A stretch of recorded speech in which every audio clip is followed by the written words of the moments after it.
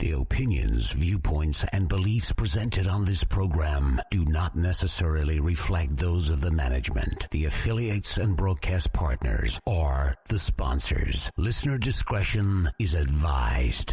Scarefest Radio, the radio you can see.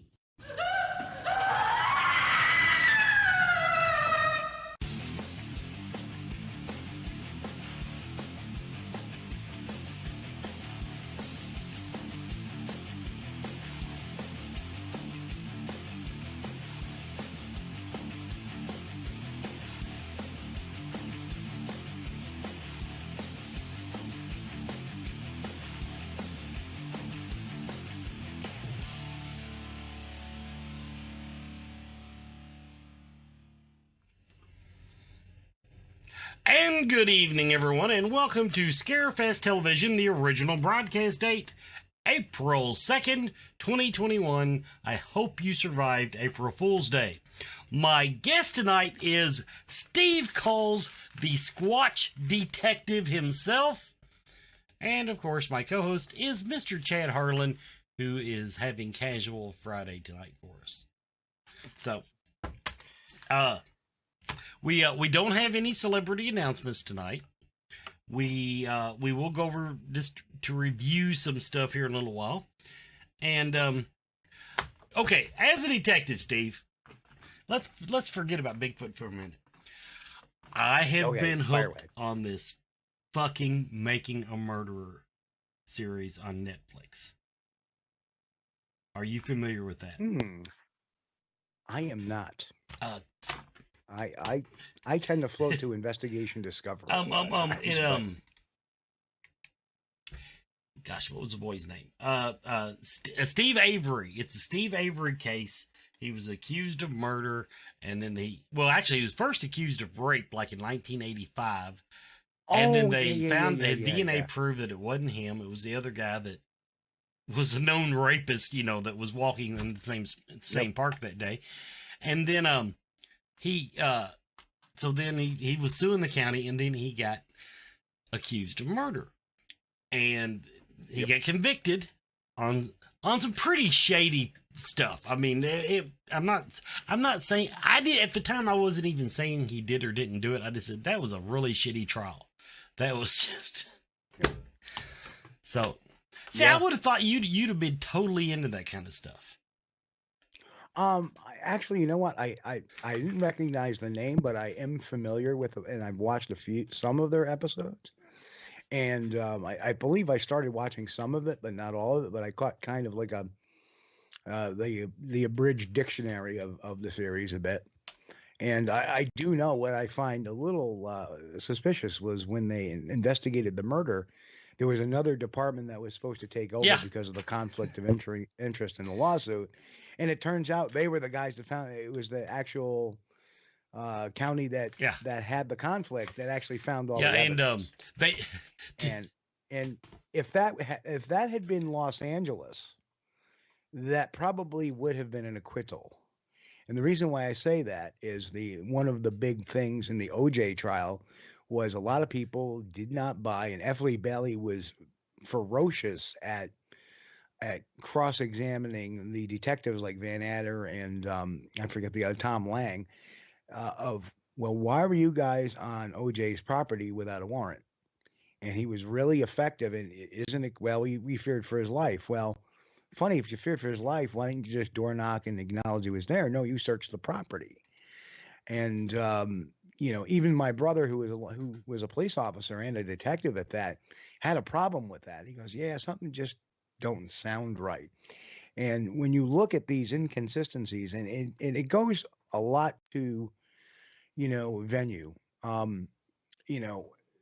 traditionally, and we all know this, that the courts are a little more, and even juries, a little more liberal leaning out on the West Coast, the Northeast, and they're a little more conservative and stricter the further south you go. So, whereas I think had this been brought up in a California court, there probably would have been a hung jury or an acquittal. Whereas it was brought up, I mean, you look at the West Memphis 3 trial where boom, they were convicted on some very, very shady evidence as well. So I just find it very interesting that the conflict of interest department was the one who found all the evidence. And just, to me, that's what got him convicted at the end of the day was the pretrial publicity. The district, and this is something that, kind of like you said, I can't believe they didn't even move the trial, because the pretrial publicity, the DA stood up there during a news conference and told this wonderful story that basically the way they envisioned it happening had no real evidence that's the way it happened. But then his nephew, to double up on the story, his nephew, who was 16 at the time, they got him for being an accomplice, and because he confessed. They had no evidence at all. DNA, nothing. No. But they got him to confess under questioning. And this is a 16-year-old learning disabled kid. First of all, how he ever got to be tried as an adult is beyond me. But like I said, they were talking about his, he's old enough to know better. I watched it, and within 3 minutes, I was going, honestly, I used the word you're not supposed to use, but he was learning disabled. It was fairly obvious. And doesn't that sound, that has shades of what happened to the West Memphis Three?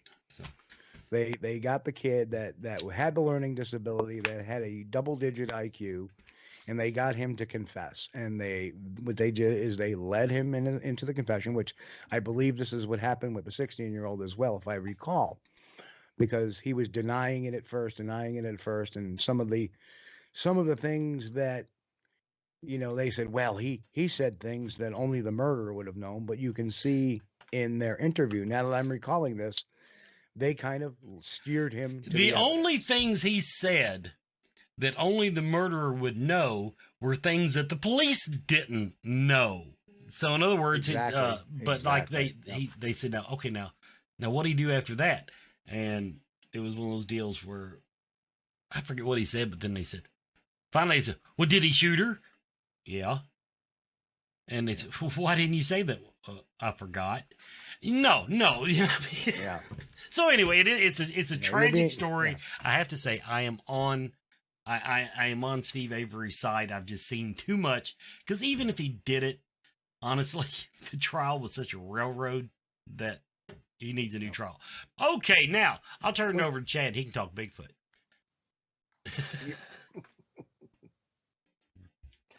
Steve, it's good to talk to you. It's a pleasure to have some time here tonight. But like Wes said, I'm going to steer it a little more towards Bigfoot. We've had the chance to talk to quite a few metaphysical practitioners and ghost hunters throughout COVID. And we've gotten some reports from them as far as, how the paranormal has reacted to the lockdown. I'm curious, what have you found as far as the cryptid world? How is that being affected by COVID right now? Well, it's been a lot of the conferences and a lot of our meets have been pretty much null and void. In the paranormal community, I mean, all the communities across the board are going through that. A lot of times, we go to these meetings and stuff like that. The people come forward with their sighting reports, their encounters, and we garner a lot of information from that. Without that, we lose that kind of, talking to people, talking to other researchers, face to face, getting some good ground intel. What, has happened though, as there's been an uptick, because instead of people congregating in malls now, last year they were heading to the woods. They were heading to the forest. They were getting back to nature because everything else was closed. The only place to go in the summertime or the springtime or the fall was the forests. And, great. It's great because people got a greater appreciation for their surroundings, but it also caused an uptick in Bigfoot sightings. So there has been an uptick in however, the actual field investigations have been kind of curtailed a bit by, the pandemic. So, I know I haven't, last fall, I wasn't really gung ho to get out there because it was still a big question mark about what's going on now. The spring of 2021. Now we're all starting to open up the doors and start to move forward. So, hopefully we can act on some of those sighting reports that had occurred, last couple of years. Great. Are you fine? You said you're seeing more evidence being produced. Is it appear that is your theory behind that? It's more active, or just more people stomping around in the woods? There's more people stomping around the woods. Absolutely. I mean, obviously, if you have, you're basically quadrupling the number of people in the woods. At least that's what I've seen. In fact, I couldn't even expound the exponential factor when I went up to my area during the day, and I expected to see, a parking lot full of people because they're normally in the day use. During the weekend, it's very busy. A lot of hikers. Sometimes there's an area where people horseback ride. Well, when I went out there, there was not only was the lot full, but it was overflowing, and they actually had law enforcement up there, which I've only seen once there in 20 years of going up there. So, and that was because we were shooting a Nat Geo special, and the ranger showed up with a shirt and tie and shine shoes, but this time they were in their work uniforms and they were dealing with all the people that were up there and hiking, and it was unreal. So I think with that quantity of people there, especially if they start camping overnight, they're gonna encounter something, and the odds are better. More people, more eyes on the ground, boots on the ground, eyes on the woods, I should say. You're gonna have that, factor of somebody's gonna see something. Absolutely. Well, we'll get more into that in a few minutes, but right now let me toss it over to a break. We'll be right back.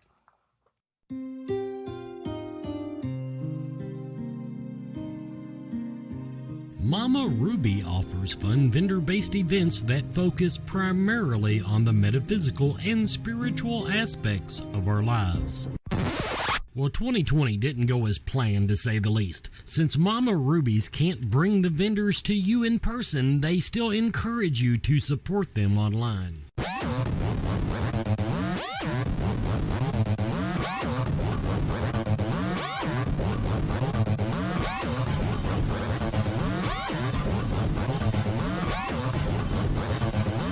For links to these and other outstanding artists, craftspeople, vendors, and psychics, visit mamarubies.com and click shop.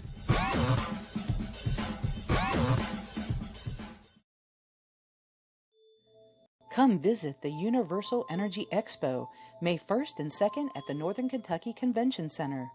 Meet special guests, Shaman Coyote Chris Sutton and Psychic Southern Gypsies. Over 100 readers, healers, and vendors. Admission also includes door prizes, workshops, and all seminars. The Universal Energy Expo. Come curious, leave enlightened.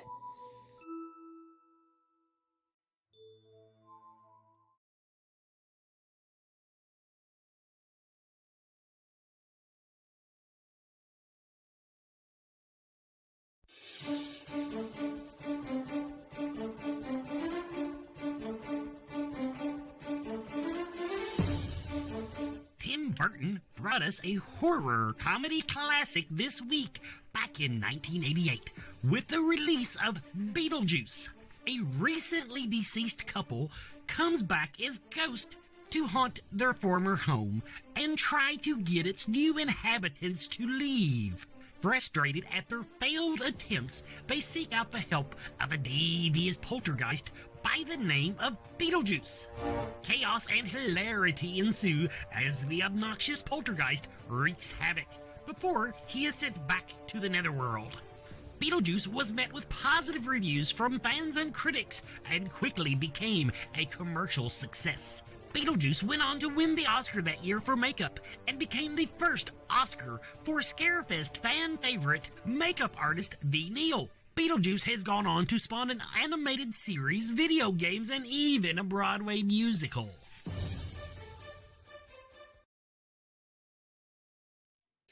And welcome back, everybody, to Scarefest TV. My guest tonight is Steve Kulls. Little mention about Mama Ruby's that you just saw the commercial for.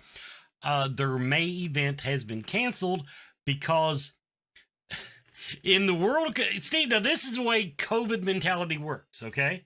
The hotel they had, it has a commons area and it has a ballroom, okay?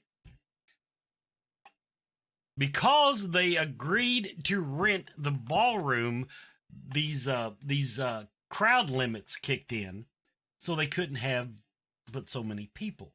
If they had not rented the ballroom, they wouldn't have had the room for the vendors, but they could have actually had more people. That's the world we live in now. Now from the chat room, from Sherry, what areas of the country have you investigated and what is your favorite? Well, let's see. I've investigated a lot. Of course, the Adirondacks in New York, the October Mountain State Forest in Massachusetts, the Green Mountain National Forest of Vermont. I've been to places in Oklahoma, eastern Texas, the Dalles, Oregon, just to name a few. Oh, the Four Corners area of the United States, which encompasses Arizona, New Mexico predominantly, which is where I did spent a lot of time down there. Spent a little time in Arizona in the Apache Reservation as well. Spent some time with the Blackfeet up in Montana. But my favorite area, and how can I forget Kentucky, land between the lakes. People Kentucky. forget Kentucky all the time. Don't worry about it. No. Well, I'm actually making a return to Kentucky in about 10 days, so I'm stoked about that. Another week or so. But my favorite area, familiarity wise, obviously is the Adirondacks, but my favorite area was always the Four Corners area. And the reason why is you have a good base of sighting reports there from the Dene people, or better known as the Navajo. Their police agencies actually assist in, reports. We'll give you copies of the police reports of Bigfoot sightings there as well. Their park service there, the Navajo Park Service, they will assist. And many times I talked to a couple of rangers there who had some really wild encounters. But the other cool thing about it is it's such a variety of terrain. You get down to the lower levels, it's desert, but they have a few big mountain ranges there. They have the Lucachukais, which is 9,100 feet up, which I've spent some time in. They have the Carrizos, and you have the Triska Mountains, and the Triska Mountains were very well known for having Sasquatch activity over the period in the 90s. So, very great area. I mean, you're talking like the Triskas, you're talking, this is a evergreen forest. Very strange. You go to Lucachukais, they're more of your tall, leafy type trees, oak, maple, stuff like that. And then you get down to the lower levels and you're looking at scrub brush and desert. And then you go to other places and you're looking at rocky canyons. But the cool thing about that is not only is you have this Bigfoot mystery going on, you have the Skinwalker mystery going on, as well as it's just such a geologically neat place. You can actually find stuff just looking on the ground. And it's kind of funny. I had one of the Navajo elders with me who by trade was a geologist. And his name was Leonard. And Leonard one day just hands me this rock. He goes, "Oh, here's a rock." And I look at it and he goes, "Oh, you like that little crystal in there?" And I look down in it and there's this purple crystal in this rock. He goes, "You know what that is?" And I said, "I have no idea." He goes, "That's uranium." Like, what? We also found a halberd tip. Now, a halberd tip is that big axe, and it's the backside of the axe on the halberd. And with that belonged to a Spanish conquistador. And there it is, just in the dirt in the desert. And because of the lack of precipitation in those areas, metal objects, last a lot longer time than they do, say, in the Northeast. So it was really, and you can always find something neat. I mean, I was doing even a survival film, pulling out desert carrots, because you'd see these little things look like little, and you pull them out, and they were only about yay big, and they were carrots, and they were the sweetest carrots you would ever eat. It's the So it's a uranium. really cool area. Yeah, it's probably. I don't think the carrots are supposed to glow in the dark, but it's such a neat area, geologically, and surprisingly Bigfoot activity. Now, you brought up land between the lakes. I would have figured the werewolves would have ran off the big feet by now. Yeah. There's a lot of reports of werewolves and dogmen in land between the lakes. I don't know. I spent some time there. What I was dealing with was definitely not a dogman. I have a feeling we were dealing with really one of the strangest times I've ever had there was there. We had our team went out and we were completely in night vision. We had these night vision goggles. We went out. We left one guy at the camp. And we get out maybe a couple hundred feet, and all of a sudden I hear this tree going crack, crack, crack, something's tree knocking.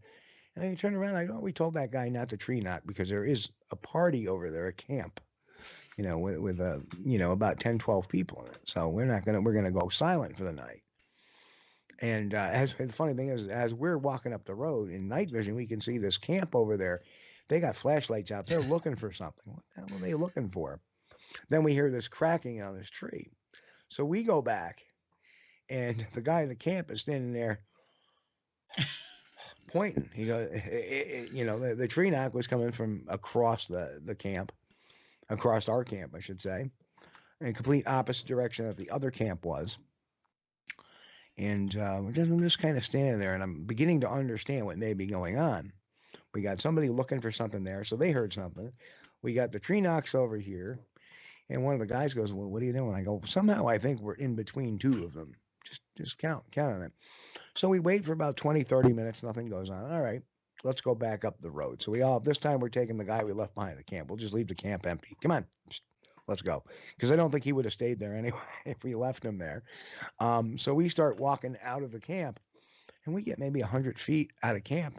And then we just hear, boop, boop, boop, boop, boop, boop, boop. Something ran from the camp, from one side to the other, and it was a bipedal, heavy, and we all turned around like, oh my god, it's just one of the weirdest experiences ever happened there. Couldn't explain it.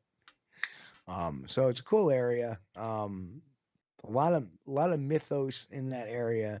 Obviously the Dogman massacre that allegedly occurred back, I think, in the 80s. I thought it was farther back than that, but yeah. I know what you're talking about. Yeah. The reason I bring that up, of all the cryptozoology stuff that I hear, that is the only one that makes me afraid to go in the damn woods. The Dogman stuff. Well, here's the interesting thing. What I have an issue with the Dogman stuff is that Dogman is supposedly bipedal, but its legs look like the hind legs of a dog, and that those legs aren't meant to walk bipedally. Right. They have. Well, okay. Now here's the other. Let me flip that a little bit. Of course, we've had the people from the NADA National Dogman Association. The point is, they take it very seriously, and they tried so long to steer it away from anything superstitious, metaphysical, paranormal. They try to approach it like you do Bigfoot. But their eyewitness accounts were having these things walking on their hind legs, wearing fucking t-shirts and stuff. And so I kind of got it as at some point you might have to just call it a werewolf and go home. What'd the t-shirt say, by the way? The witness accounts were ripped, so I don't guess bad to the bone. Cat lover, who knows? Anyway, before I toss over chat, I do want to answer a question that came in the chat room. Someone going by the handle Ron Zombie asked about sponsoring Scarefest. If you're actually wanting to sponsor Scarefest, email Nicole at thescarefest.com. If you meant to say Scarefest TV, email scarefestradio@gmail.com. We will take your money either way. Over to Steve, I will Chad. tell you to be a little careful with the idea that that the legs aren't designed for that, because you're not supposed to be a mammal and be able to lay eggs, but we have a platypus. So I don't know that we can use that as the definitive. Well, I think we can, because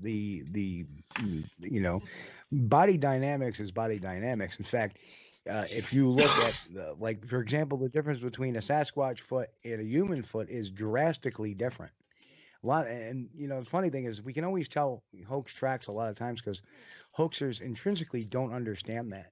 They'll make a big human print, or they'll try to make the toes extra deep. And they don't understand that when a Sasquatch actually walks, it doesn't step off. A lot of the pressure on the foot is behind the front toe, behind the toes, not on the toes like us, because our ball of our foot is where we, kind of bound off of, wherever. So, anatomically, and I've spoken to, Dr. Meldrum, an anthropologist. The legs, if they look like a dog legs and they're standing on them, they're just not built for a bipedal walk.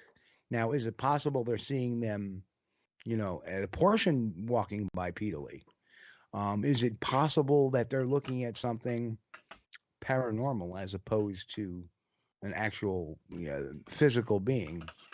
I'm up for that. Well, that leads me kind of my question. You were talking about the various terrains that you've been in and looked at, and the anatomy some. Do you believe that across the terrains it's the same species, the same cryptid, or do you believe that there is diversity across the states, or across the world, I guess I should say? Well, I believe they are the same species. In primates, dimorphism, or the ability to appear differently or look differently, or even have different types of characteristics a bit, is across the board with primates. If you look at,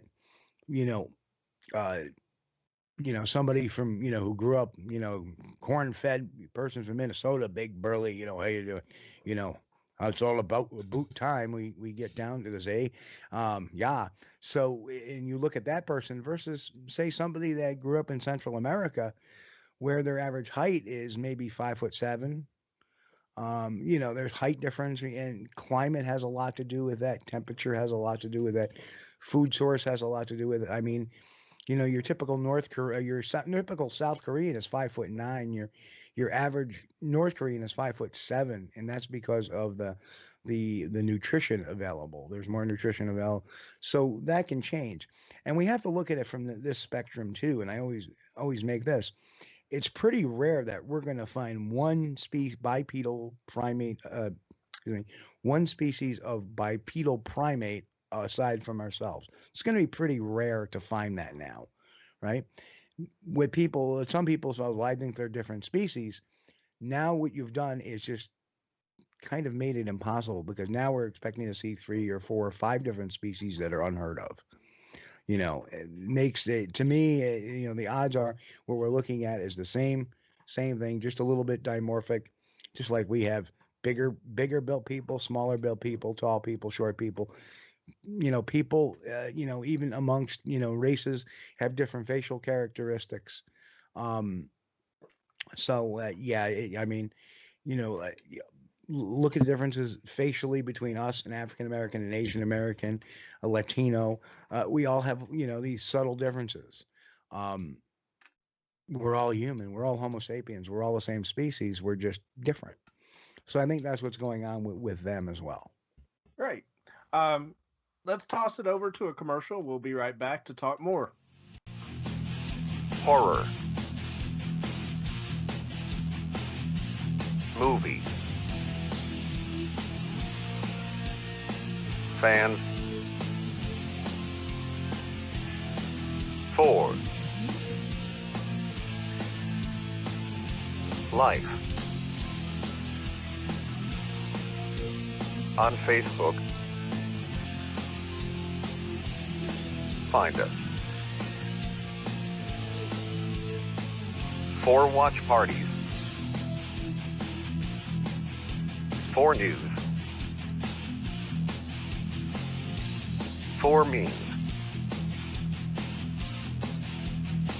4 friends, 4 life.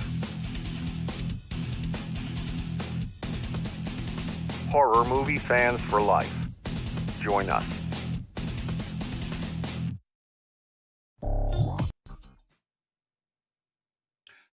Okay, everybody, we've got a few things to go over. Don't forget, tickets are on sale at thescarefest.com. Tickets are on sale. Axe throwing tickets are on sale. Axe throwing tickets, and we've added Rob Mello to the axe throwing list of celebrities. And my understanding is Vernon Wells wants to do it. I don't have him on the banner yet, but also, so we've got celebrities lining up to throw axes with you people. Get those tickets now because they're limited. We're going to only be able to sell like 75 tickets, just so you know. Speaker applications are now online. Speaker applications are online. The deadline is sometime in May. I forget now, but you're coming up on the deadline. If you would like to speak at the Scarefest, go to thescarefest.com. Click the speaker link. The Scarefest gift shop is open with Scarefest The Lost Year t-shirts, sweatshirts, and do we have hats for them? Mm-hmm.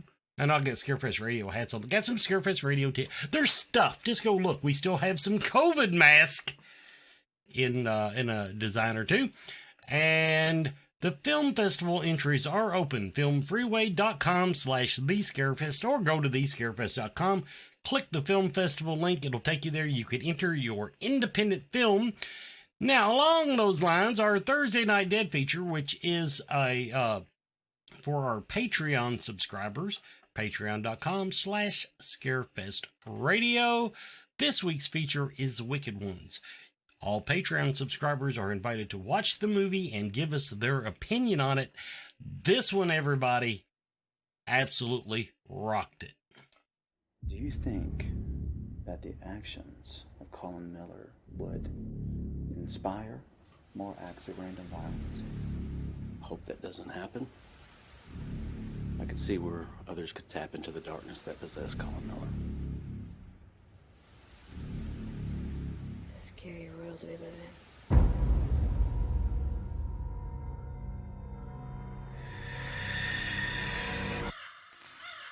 Police have just taken into custody 2 young children who have allegedly committed a series of ritualistic murders. Sadly, this is not the first time this town has seen tragedy. These crimes may have been influenced by those of Colin Miller, a notorious serial killer known to many as the Wicked One. Still staring at the board, eh, Burke? You know how many people have died at the hands of Colin Miller? Colin Miller is dead. So show me his body. If the Nova wasn't busted, I could have been there hours ago. Isn't exactly my ideal family vacation. I just wish she would have come back to Carpenter Falls. This is the first time she's been back since...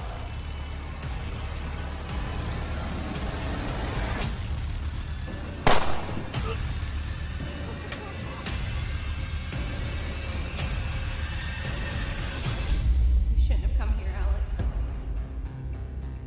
Leave this place, Alex. Bill, watch out! Need your help. The kids are missing. The Mathis siblings escaped during a transfer this evening. Kids! How far is the Miller house from here? It's less than a mile.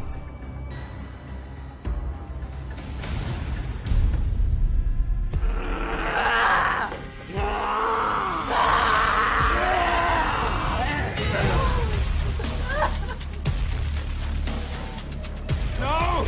Get out of here!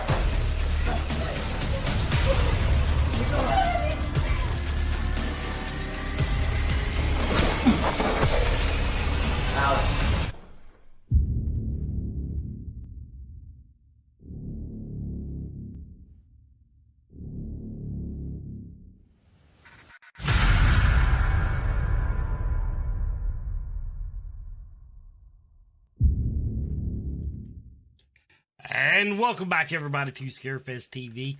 We're talking to Steve Kulls tonight. I do want to remind everybody we did skip a commercial. Blue Leaf Naturals. Blue Leaf Naturals CBD products. Kentucky-owned, Kentucky-grown, Kentucky-proud. Blue, without the E, BLU, leafnaturals.com. And now they have gummies and bath bombs, CBD gummies and bath bombs. Check them out, Blue Leaf Naturals. Chad stole my question I was going to ask you, so anyway. I'm going to do part of it, Chad. You can have the one side of it. I'm going to take the other side. I do want to add, because we've never really talked about this too much. I know there's one of the hot spots in the country for Bigfoot and UFO stuff is the Bridgewater Triangle, which I don't guess is that far from you. Have you observed, do you feel there is any connection? How do you feel about the connection between aliens or UFOs and Bigfoot? Well, I think the only connection that there is the same with us. The same with the cattle, and especially in the 70s when they started making, is that they're being studied just like we are. If you think about it, we are, we're bipedal. A Sasquatch is bipedal, probably the closest thing on the planet to us. So why wouldn't they study them? As far as them actually being an ET or an extraterrestrial, let's think about this for a second. Would you drop into a foreign environment where you don't have resistance to bacteria, where there are parasitic insects, where there is numbers of different allergens? Would you just drop off into like Mars naked? No. So why would they drop themselves off naked in a forest that's foreign to them? Where, like I said, the biggest thing is the bacterium. We wouldn't do it. In fact, even when the astronauts came back from the moon, they put the astronauts in quarantine because they had to make sure that they didn't have anything foreign to the planet that they were bringing here. So it would make no sense that there would be no protection, not even a remote control for the door to the craft, nothing. It's a lot of fur. To me, it makes no sense. But it's a lot of fur. A lot of fur. But still. But if you look at it from this aspect, is that, in the 70s, there was a lot of cattle mutilation and UFO sightings around those cattle mutilations, to the point where the FBI was actually actively investigating it. And not once did we ever say the cows were aliens. So for your conspiracy theorists out there, what if the cows are aliens? And we've been drinking their milk for how many years now? But anyway, it's good. Fuck them. To me, to me, I think they're just, observing them like they are. So they're obviously better than finding them than we are. Okay, I get it. Absolutely. One more. Now, I've asked you this before. I'm going to let you give the quick answer. Why don't we have a Bigfoot carcass on display at the Smithsonian? Well, if you think about it from a bone sense of things, number one, you don't find carcasses in the forest too often. That's because nature has a way of its own trash removal system. You can take a deer, shoot it dead, and leave it laying there, and within 2 weeks, there's no evidence, no trace evidence of it there, because every insect, animal, rodent has, confiscated the parts for their own nourishment. So that's why you talk to a hunter. You ever come across a dead bear? No. Exactly. You don't come across, dead wolves unless they've been shot by man. You don't come across, the number of dead deer found in the woods is remarkably small considering the huge numbers of the deer population in the United States. So given all those facts, finding a dead carcass in the woods is not really an easy thing to do. Conversely, why haven't we found bones? Well, again, if they're not buried, and people want to say, oh, well, maybe they bury their bones. No, actually, if they buried their bones, it would actually be easier to find them.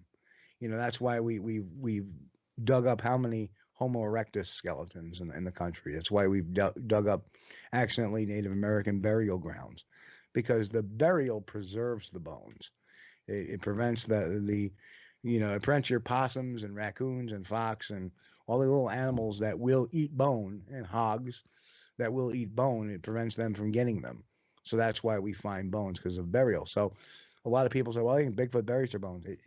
Actually, the evidence supports that it doesn't, that they just let them lie and they get, scurried away with it, like the rest of, decomposition of animals. Also, if you think about it as well, look at the Gigantopithecus blacki, which was a prehistoric 10-foot orangutan-looking gorilla type of creature that lived in Southeast Asia, which some researchers believe that may be a descendant of the Sasquatch. If you look at them, if you look at the fossil records, now they existed 100,000 years ago and actually coexisted with Homo sapiens and Homo erectus. Their bones, their only bones in their record is only a couple of mandibles, which is the lower jaw, and a handful of teeth. They've never found a gigantofemur. They've never found a skull. They've never found a vertebrae. But yet this creature exists in the fossil records just because of a handful of stuff. Why is that? And if you think about it, partly the reason why is the jungle is very acidic. So a lot of times when things compost in the jungle, they compost at a more thorough rate than they would say in, Siberia or, the Arctic, because of the acidity in the soil, because of the rain and the constant rains. That being said, still we have a fossil record where, even a Tyrannosaurus Rex, we don't have 100% of their bones. I think the biggest complete Tyrannosaur is 98%. So, fossil records are kind of a misconception. People think, well, why don't we have a skeleton of this? Well, we don't have a skeleton of a lot of different things, not a complete one. And a lot of times, too, and when scientists started reconstructing a lot of these dinosaurs, they were making some guesses, biological guesses on, we're missing a bone here. Well, it's got to look like this. And then only for, 10, 15, 20 years later, they would have to take that bone out and change it because it was a little different. That's why we find, every once in a while, you'll hear this discovery that, hey, there's something that changed about, the way we feel a T-Rex or an Allosaurus, did whatever, because they found a different bone that they hadn't found previously, and it changes their kind of spin on it. So that's the reason why, finding bones is not an easy thing, especially when you don't know what it is. It's not like, even if you came across a bone, oh, this is a Sasquatch bone. Well, how do you know? A lot of times you pick up a cow bone. Sometimes you go, is this a cow bone, or is this a, people have picked up bear paws, that have been cut off and lopped off part of the hunting process. And they'll try to say, oh, it's a Sasquatch hand, because look how big it is. And it looks just like ours, except there's some tells in them.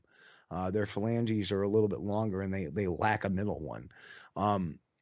So the thing about the bear, though, is that bear paws anatomically look a lot like our hands and feet.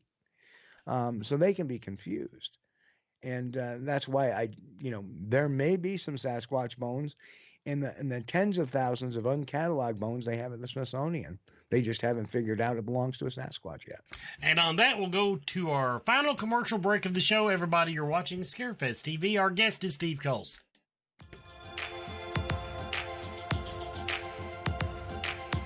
TellMeTarot.com.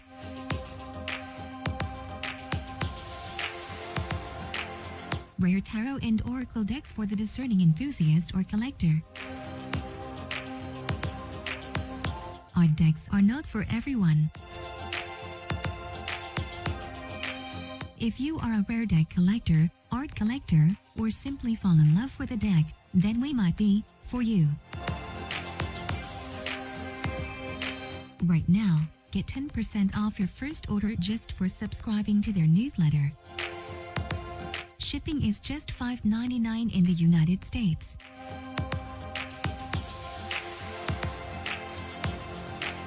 TellMeTarot.com.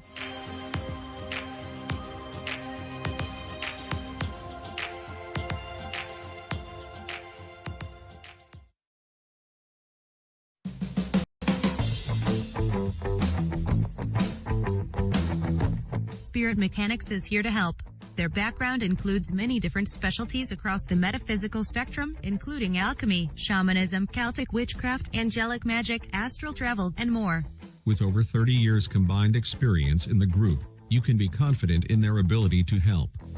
If there is a question you have that you cannot answer, they will do their best to assist you. Metaphysics can be intimidating, confusing, and unfortunately, abused. Spirit Mechanics takes pride in being selfless in the pursuit of helping others, being humble and honest with their clients about their questions, and lastly, maintaining a professional and personable atmosphere. They want you to feel as you are coming to a close friend, and they will do everything in their power to make you comfortable and safe.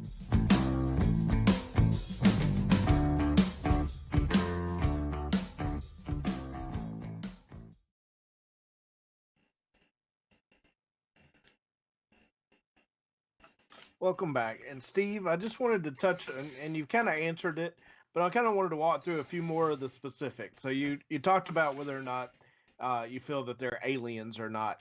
But I know one of the theories out there is human-alien hybrid. Any specific thoughts on that, or just chalk it up as not realistic? Well, it doesn't sound very realistic to me. There has been some I believe, crossbreeding between Homo sapiens and Neanderthal, but there hasn't been you can't crossbreed a chimpanzee with a human. You can't crossbreed a gorilla with a human. The DNA just doesn't work, or their genetic makeup doesn't work necessarily to make that happen. Just like when you have certain hybrids also. Most hybrids are like, for example, the jackass. They're born sterile because they're a horse and a mule, and the genetic mistake of that is they can't reproduce. So that sounds very unlikely. I know there was a quote unquote DNA study done, which is very highly controversial and was done very how should I say it out of bounds of what normal science normally produces a DNA report like that. And there's been a lot of other geneticists who've looked at it and said that it was actually incorrect. So I have to put that one aside and just go with what science tells us that it doesn't sound too realistic to me. The last one that I'll ask you to theorize about and comment on is interdimensional beings. No. Again, why would you come into it naked unless you want to play the Terminator game? And I think that's partly where that actually came out of, was the Terminator movie. Well, that's why they're naked, because they can't go through the portal with anything on them. And it's purely science fiction. As far as them being the more paranormal aspects of it, like mind speak and stuff like that, that could be caused by one of a couple of things, and or them disappearing. People have reported them to disappear in front of their eyes.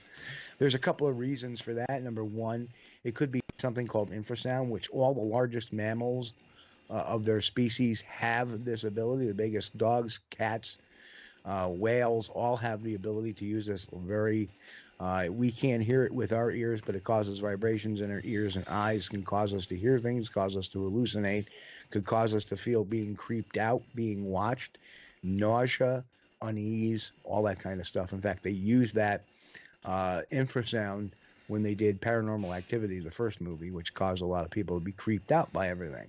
And if you ever listen to that movie, that's why when they're shooting those scenes, you hear that. They've actually hidden infrasound into that, which causes everybody to feel a little on edge. Trying to think where I was going. The next point, as far as the other thing is it could be a symptom of traumatic stress on the brain. You don't expect to see this thing, and all of a sudden your mind regresses. Like people who are involved in accidents or had traumatic things happen to them, they don't remember them because their mind automatically makes them forget. So this happens, I think, in a lot of cases too. Why don't you take a picture? Well, I didn't even think of that. Why? Because your mind is trying to comprehend what you're seeing. It's not in your catalog. So, there's the Bigfoot, and it blanked out. Well, it didn't necessarily blanked out. You may have just forgotten that period of time, and by the time your mind is resetting and understanding what you're seeing, it's gone. So there's a lot of different ways to explain scientifically the more paranormal aspects of what occurs sometimes.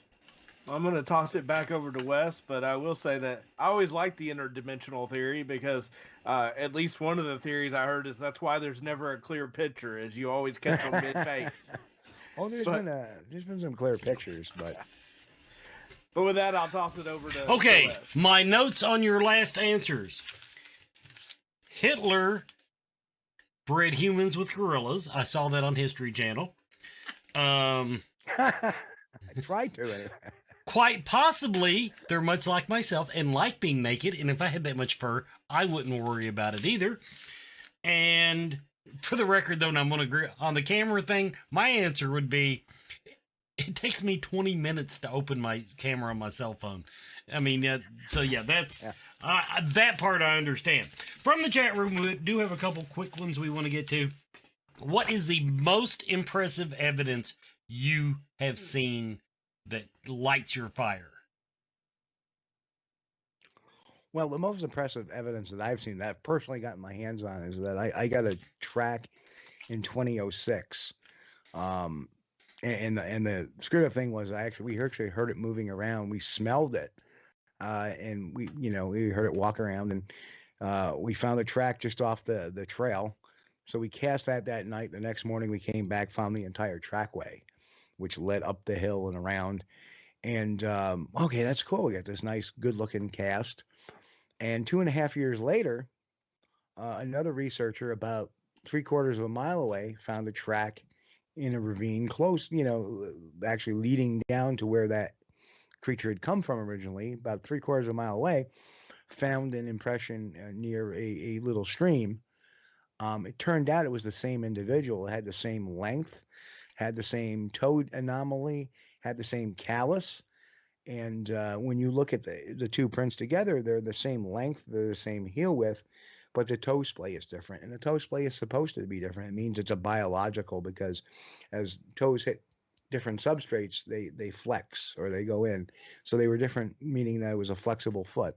When I look at that and seeing that 2.5 years later, 3/4 of a year later, you're looking at actual forensic evidence that shows the same creature over a period of time, and the callus was worn down a little bit, which was kind of cool. So to me, that was like the greatest. That really lit my fires. Looking, yes, you can get evidence that you can actually forensically say, yeah, this is the same individual. It's a biological, because you can see the flexion in the toes. That to me is what really lights the fire under me. Not so much pictures or vocals, but stuff you can get your hands on, the tangible stuff. Okay, and finally, they wrote this as one sentence, but I'm going to ask it as two questions, Sherry. So what I'm gathering is, I'm going to halfway answer it for you. You think that Bigfoot is some evolutionary offshoot of primates, that, and I can't call it a dead end because they're still around. So they might outlive us. Don't rule that out. Yeah. I think it falls somewhere. It's a primate, obviously, because it's got articulate hands and feet, large brain, small snout. That's a definition of a primate. Where it sprouts off from, the hominin side or the pongid side, which pongid meaning the ape side, or the hominin side meaning, Homo sapiens, Paranthropus, Australopithecus, stuff like that. Whereas the pongid side might be, gorilla, pan, troglodyte, pan, and Gigantopithecus. That's the pongid side. I don't know. We don't have that much information on that yet until we actually have a type specimen or a DNA sample, a legit bona fide one. So where that comes from, but we do know it's a primate, so it's somewhere along that plop. Okay, and to your knowledge, when did people really get serious about investigating Bigfoot? I know there's been stories. The Native Americans had stories long before we got here, despite everybody thinking this started in the 50s. But when did Bigfoot research really get serious? Well, I'll tell you, in the 1850s, There was a candidate for governor in Vermont, Jonas Galusha, who made a campaign promise to find the wild man and actually led several posses into the woods around Powell, Vermont, to find the wild man. So this is nothing really new, but the real effort really, I'd say, started in the 50s when, media started picking up. But there was some in the 1890s. There was the story of Jacko, which up in British Columbia, Canada, which was supposed to be a juvenile Sasquatch that had gotten captured and disappeared on a boat going over to UK. There was some interest then and some people, for foraging. I don't think that they had gotten the publicity that, researchers get today because of, reality TV and your 24-hour news cycles and stuff like that, or the internet. So, I think it's been going on, here and there, but it spun up in the 50s, the late 50s, probably by mid 60s, it was in full churn. And now it's even stronger. It's even more in full churn. There's more technology out there. There's now the eDNA or environmental DNA collections, which can hopefully solve the mystery without actually having a body. So we shall see. Time will only tell. Now I'm going to ask this one a little differently from the chat room. Last one I'll pull out of there. The question was, what is your lifespan? I think the more appropriate is, what would you expect a Bigfoot lifespan to be? Well, a chimpanzee can live to 40 years. A gorilla can live to 40, 50 years. So, yeah, I would say probably, 40, 50 years, maybe 40 years. Okay. I would say that it's a pretty good ballpark. That's just a guesstimate based on other primates' lifespans. There you go. The reason why ours is so long because of medicine. So I literally our lifespans would be like 50 years old, or average lifespan of 50 years old if we didn't have modern medicine. So there you go. We've answered. I had to do nothing tonight. Does anybody realize that? Other than a couple of snide comments, I pulled all of my questions out of the chat room. They made it so easy. Okay, everybody, thanks for watching tonight. We're going to close the show out with our Bonehead Weekly segment. Everybody will come back next week. I'm sure we'll have something on Scarefest TV. Hey, Scarefest, this is Joe Lewis of Bonehead Weekly with another review. And this one's going to be a little weird because I haven't finished watching what I'm about to review. Now, how do you review something you technically haven't finished watching?